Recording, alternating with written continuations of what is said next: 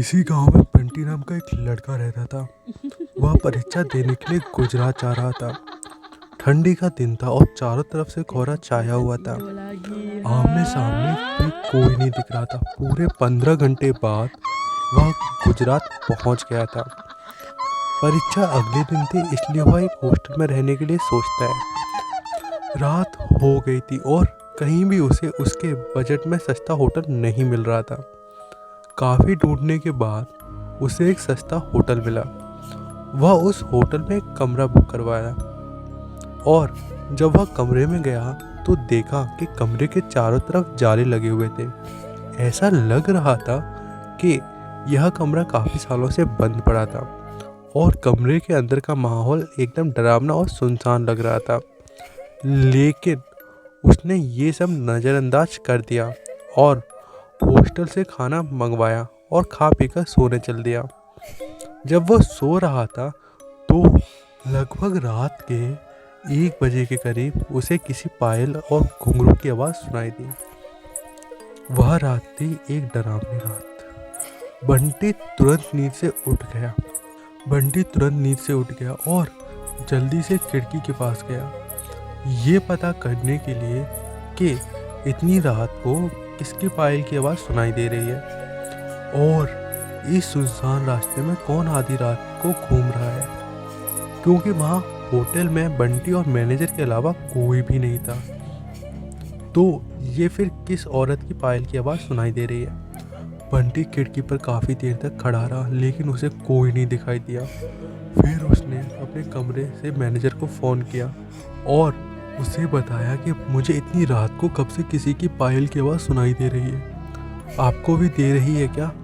Manager ने कहा कि सर ऐसी कोई बात नहीं है, आपको हवा से ऐसा लग रहा होगा, वैसे भी ये जंगली इलाका है, यहाँ पर तो हल्की हवा भी तूफान जैसी लगती है, आप सो जाइए, ऐसी कोई बात नहीं है।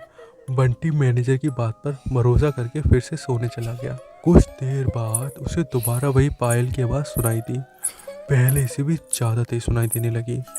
इस बार उसने कमरे का दरवाज़ा खोला और सीधा होटल के बाहर देखने के लिए चला गया। जब वो बाहर आया तो देखा कि एक काफ़ी लंबी औरत है जो सफ़ेद साड़ी पहनी हुई थी। उसके काफ़ी लंबे बाल थे और चेहरा ढका हुआ था। वह अपने हाथ में एक नारियल लेकर होटल के चारों तरफ चक्कर लगा रही थी। ऐसा लग रहा था मानो उसने पायल की आवाज़ से किसी को बुला रही हो। बंटी दौड़कर उसके पास गया कि कौन है ये औरत जो इतनी रात को यहाँ घूम रही है, लेकिन वह तुरंत ही गायब हो गई और चारों तरफ कोहरा ही कोहरा फैल गया। बंटी भी थोड़ा घबरा गया क्योंकि जिस औरत को वो सामने देखा था अब वो वहाँ नहीं दिख रही थी। बंटी अपने होटल में वापस जाना चाहा, लेकिन फिर उसे दोबारा पायल की आवाज़ सुनाई देने लगी। बंटी अब उसे ढूंढने जंगल की ओर जाने लगा। चलते चलते वह होटल से इतनी दूर आ गया कि उसे पता ही नहीं चला। फिर उसने उस घने जंगल को कुछ ऐसे देखा कि उसका दिल दहक गया। उसने देखा उस औरत ने एक पीपल के पेड़ के नीचे 5-6 लाश रखी थी और बारी बारी से एक एक को नोच नोच कर खा रही थी। उसका मुंह खून से लथपथ था और चेहरा भी एकदम डरावना। ने जब ये देखा तो उसके पाँव तले जमीन खिसक गई। ये सब नज़ारा देखते ही उससे डर के साथ साथ रोना भी आने लगा कि वह चुड़ैल अब मुझे भी मार देगी, क्योंकि अपने पायल की आवाज़ से यहाँ तक तो मुझे लेकर आई है। लेकिन उसने हिम्मत से काम लिया और हनुमान चालीसा पढ़ते पढ़ते धीरे वहाँ से भाग गया ताकि उसे भूत ना देख ले। लेकिन भूत तो भूत होते हैं। बंटी जैसे ही वहाँ भागने की कोशिश करने लगा, वो चुड़ैल अचानक से उसके सामने आ गई और उसे इशारों से अपने अड्डे पर ले जाने लगी जहाँ पर उसने लाश रखी थी। हनुमान चालीसा का जाप करते करते इतनी तेजी से वहाँ से भाग रहा था मानो जैसे उसके अंदर किसी की शक्ति आ गई हो। भागते भागते वह सीधे अपने होटल वापस आ गया।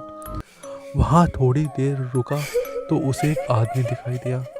उसे देखकर ऐसा लगा था कि ये एक अच्छा आदमी है। वह बंटी के पास आकर बोला, अरे भाई तुम यहाँ क्या कर रहे हो और इतने डरे हुए क्यों हो? बंटी ने सारा किस्सा उस आदमी को सुनाया तो उसने बताया, भाई बहुत किस्मत वाले हो कि आज तुम बच गए।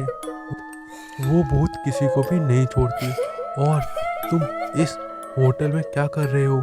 इसको तो बंद हुए काफ़ी साल हो गए हैं। बंटी ने जब उस आदमी की इतनी बात सुनी, उसके डर के मारे पसीने निकल गए।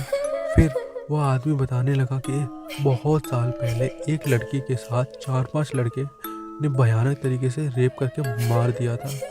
लड़की तो मर गई, लेकिन किसी को भी नहीं छोड़ा उसने मरने के बाद। और जो भी रात के समय इस रास्ते से गुजरता है, सबको अपने कब्जे में ले लेती है और मार देती है।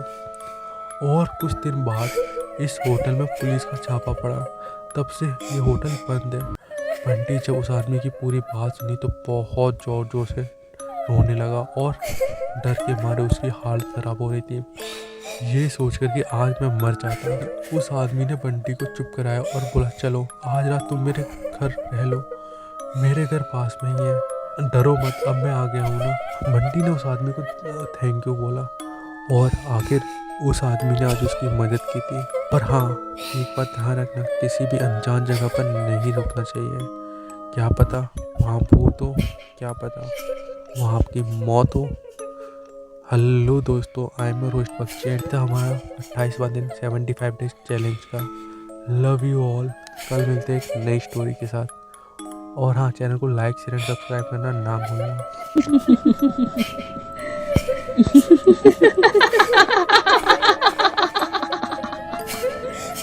Kenapa tak tidur lagi, ha?